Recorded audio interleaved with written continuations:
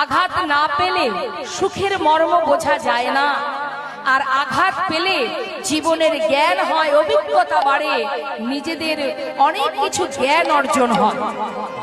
আর আঘাত সেই করতে পারে, একটা প্রবাদ আছে না, গুরুজনরা বলে, কি বলে বাবা, শাসন করে সে সোহাগ করে যে, তাই না?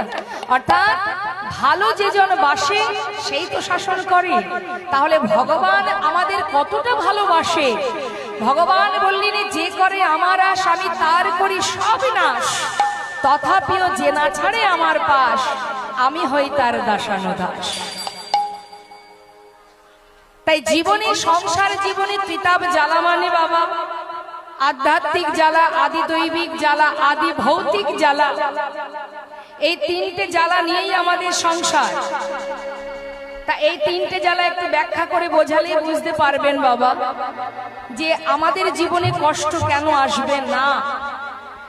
আধ্যাত্মিক জ্বালা কি? আমাদের শারীরিক জ্বালা। দেহ আছে মানেই প্রকৃতি দ্বারা সৃষ্টি, আর প্রকৃতি দ্বারা দেহ সৃষ্টি মানে প্রকৃতির পরিবর্তন হলেই আমাদের দেহেরও নানাবিধ সমস্যা দেখা দেবে। অর্থাৎ এটা হচ্ছে দেহের জ্বালা, আধ্যাত্মিক জ্বালা।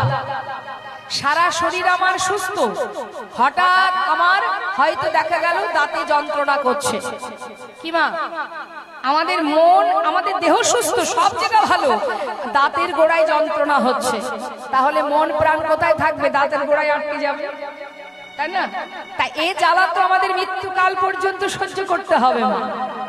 আদি ভৌতিক জ্বালা কি? অন্যের কাছ থেকে পাওয়া জ্বালা।